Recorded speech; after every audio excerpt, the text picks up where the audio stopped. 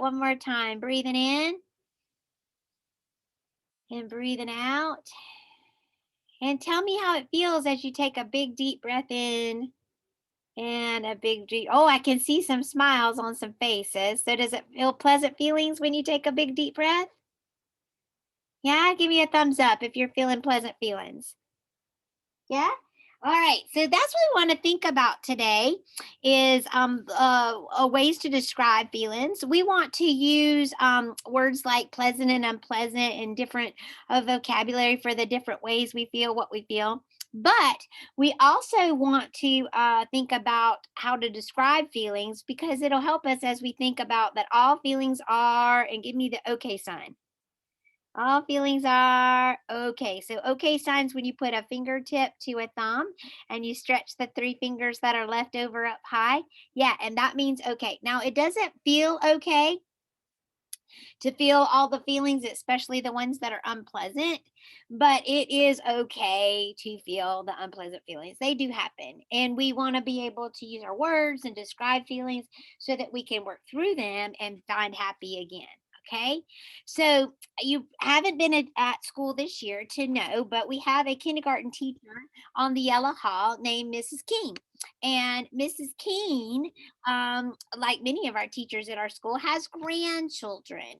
And so she was sending me some pictures of her Zeke, and they had all kinds of feelings. And so I said, "Oh, can we use those to teach a lesson?" And she said, "Yes." So I've got some pictures of Zeke. And then I want you to think about if Zeke is feeling a pleasant feeling or an unpleasant feeling. And I can see that by you showing me your thumbs up or your thumbs down. Okay. All right, here we go. This is the first Zeke picture. So do you think that is an unpleasant or a pleasant feeling? What do you think? So we don't know as we look at these pictures of Miss King's grandson, we don't know how he like what was happening. But it looks like to me, if I could make a story about this picture, I would think that something just happened and he wasn't expecting it. And so so see if you can make a face like his face. Let me check your expressions. Yes, there you go, Lily. Mouth is open. Right? And his eyebrows are kind of separated here. So we could think that he is experiencing surprise. All right. That's when you weren't really sure something was going to happen. It happened, and oh my goodness, it caught you by surprise. Sometimes it can be that can be pleasant, or sometimes it can be unpleasant if it is a surprise that was a shock, like it wasn't what you were expecting in a not so great way. Do you think he could be feeling nervous? Does he look like that picture at all? What do you think? No, I'm seeing some heads shaking. No, his mouth doesn't look the same for sure. Do you think he could be frightened in that picture? No, you don't think that either? So we'll go with surprise, okay? And that is one feeling when we think of the many faces or many expressions Zeke is going to share with us today. That's one. And all of the feelings that we share, all of them are okay. They don't all feel okay. We don't like to all feel all the feelings that we feel, but they're valid and they happen. And we need to know what to do when they happen, working them in an okay way where nobody gets hurt and nothing gets broken. All right, let's look at this picture of Zeke.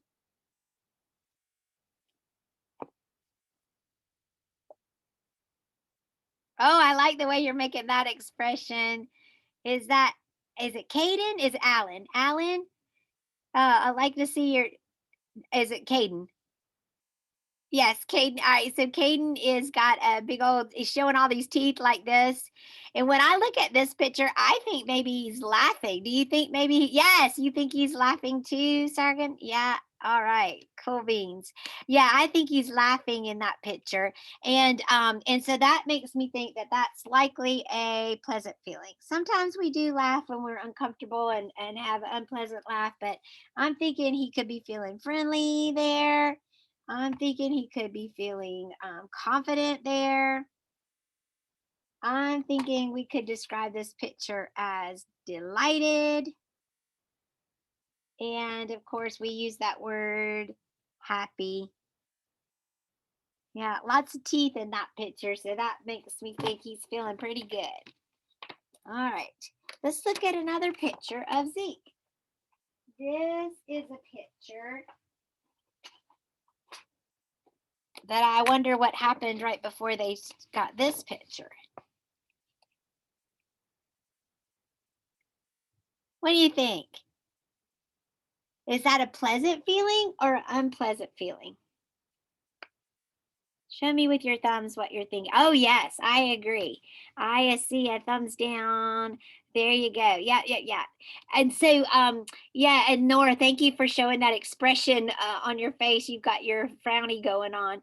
So, when I look at this picture, the story that I share is that I think he must have ate something that did not taste very good. In fact, a kindergartner earlier today told me she thought he must have ate something gross. Yeah, and so he's got his face is all tight and his eyes are shut. I'm thinking he's feeling uncomfortable. And I'm thinking he's feeling overwhelmed, like the taste may have been too big. You know, it's like when you have too much going on, he has too much of that flavor, maybe. Or do you think he could be feeling tired? What do you think about that? He's got his eyes shut. Y'all think he's tired? No, you don't think so? Okay. And am I saying it correct? Is it Savi? Say it how to say it, girl. Sanvi. Sanvi, yeah. Thank you for participating in a lesson. I'm watching your face and can see that you're following along. Thank you for that. All right, so that's an unpleasant feeling. Is it okay to feel unpleasant feelings? They don't feel good. We don't like it when they happen, but it's okay, Nora, when they do happen. Okay? All right, so let's look at this expression. All right, what do you think is happening here? A pleasant feeling or unpleasant feeling? Oh, yeah, this one doesn't look so groovy, but it's okay to feel unpleasant feelings. Does anybody have a word for this one before I show you some ideas that I had? Okay, Kalisha, what are you thinking? My name is Khaleesi. Khaleesi, what are you thinking? He looks grumpy and mad. Oh, grumpy and mad. Yeah, I can see that. We got the eyebrows that are pulled together. Thank you, Khaleesi. And we've got kind of got a frown or a determined look on his face. And so, yeah, so I picked out words like that too. Like here's angry. And I picked out words like annoyed. It's another way to say angry. I think of annoyed being not maybe as mad. He also could feel frustrated. That's another way to say angry, mad, grumpy. Or this is another thought I had. Maybe he's just confused. Maybe he doesn't understand something. Maybe he's trying to make some meaning out of something and he's confused and he's got that look. All right, so we can use words to describe how we feel. But we can use other ways to help us describe how we feel, and that can help us move our unpleasant feelings to more pleasant ones. All right. We know we can use our breath. We used our breathing wings for right off, right? We know we can use our breath to help us with our feelings. All right. But we can also use other words besides our feelings vocabulary. So let's look at some other ideas with words. Maybe we could use the temperature. All right, so this is a thermometer. This is something that people study in when they think of weather. You use them using math to measure how hot or cold it is outside. And if you have water that is boiling, the red goes all the way to the top of this thermometer. And that means the water is so hot, it's time to put the macaroni noodles in, okay? And then you also have the temperature that it is outside on a day excuse me, an indoor temperature. We like to keep it around 70 degrees. Today it's going to get pretty warm. I think it's going to be getting close to the middle 70s, maybe close to the 80s. It's starting to warm up.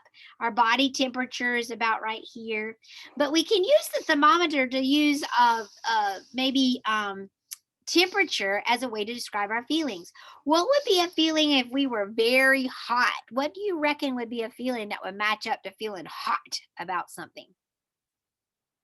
Anybody got an idea, Crawford? What are you thinking? The top. Say it one more time. The top. Yes, so it's hot if the red is near the top. Yes. Can you think of a feeling word that might be a word like I'm thinking of the Inside Out character, and I Like- know Sweaty. yes, you get hot and sweaty when you get some of these feelings. And I'm thinking of the Inside Out character that was the color red, and he had fire that would come out of his head when he got super mad. So he was hot with that emotion. Does anybody know that movie well enough to know who that was? Anybody seen Inside Out? It's been out years and years ago now. What do you say, Emily? Anger. Say it loud. Anger. You got it, girl.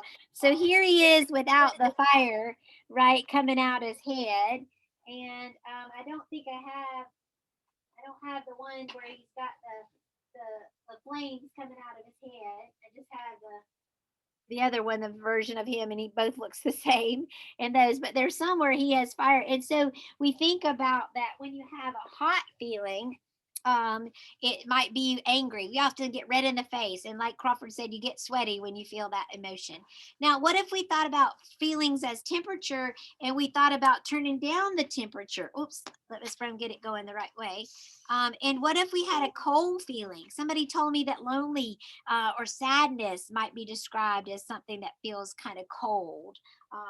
And we can also use, like Dr. Seuss, when we think about feelings, we don't only want to maybe think about temperature, we can use colors. So when I think about red, I think about being, like we said, angry because of the Inside Out character. But Dr. Seuss thinks about red as being like the horse that's very happy. And because, like I say, I've thought about the Inside Out characters, I think of blue as feeling sad. But here's bright blue days. I flap my wings. So you can use colors to help you describe. Today I'm feeling kind of green. And for Dr. Seuss, feeling kind of green means you feel kind of quiet. Or maybe purple, he says it's like you're kind of having a slow kind of sad kind of day. He uses purple, but I know in the Inside Out movie they use that for fear. And I know that somebody was telling me they thought purple was a funny color. When they feel purple, they feel funny. And so your colors are another way that you can use to describe how you feel. All right. And using colors and using temperature and using your feeling words can help you move a feeling that you may have that's not so pleasant, and it can make it one that's pleasant again. All right, let's think of a couple other ideas. What about if you could actually hear a feeling? All right. Oh, yeah, I saw you grab your ears. Is it Adrian? Yeah, you grabbed for your ears. That was loud, wasn't it? And so would that be a pleasant feeling or unpleasant feeling if that was something that that didn't feel good to you, Snaya? That didn't feel good. And so you might use this idea. This feels like a bell ringing. In fact, at school when we're here, sometimes that means that recess is over. It's time to come in and it's time to get back to work. And sometimes it could be like a sad feeling that may represent. How about this sound? Oh, you don't like that one either? So that may be another way to experience or think or describe an unpleasant feeling. We might use the honking kind of sound. It makes me think about not getting something quite right when I hear that, because usually that's how a car horn like communicates, right? Whenever somebody needs to get out of the way or do what they need to do in a better way. What do you think about that sound? Is that pleasant feelings or oh no, we got somebody else holding their ears. Caden, you're holding your ears. You don't like that one, and neither does and Cade. Neither does that. Doesn't sound good to you either. All right, so that's unpleasant. Maybe it's a rather loud sound, like a big feeling, or maybe it can make you think of applause. You know, like when people clap their hands, and maybe it could maybe be a pleasant feeling for somebody else, thinking of it with a different perspective. And then how about this sound? Oh, you like that one? Cade likes that one. Who else likes that one? Cadence thinks that's still not a good sound for. Oh, we got a smile from, is it Andrian? Am I saying your name right, sir? Adrian. Andrian. And Sanaya's got a thumbs up. All right. Kira, you have a thought? What did you want to share? One lemon. It reminds me of Jingle Bells, Jingle Bells. Me too, Kira. Yeah, and when I think about Christmas, it makes me have a happy feeling. Yeah, I have that feeling of anticipation. All right, last sound.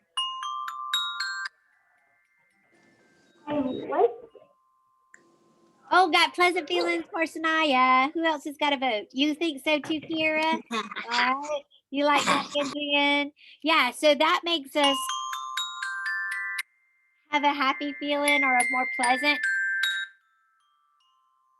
So you can use sounds to describe feelings. And then finally, you can use textures to describe the way you feel. All right. So if you have a squishy, soft feeling, what do you think that would be? Pleasant or unpleasant?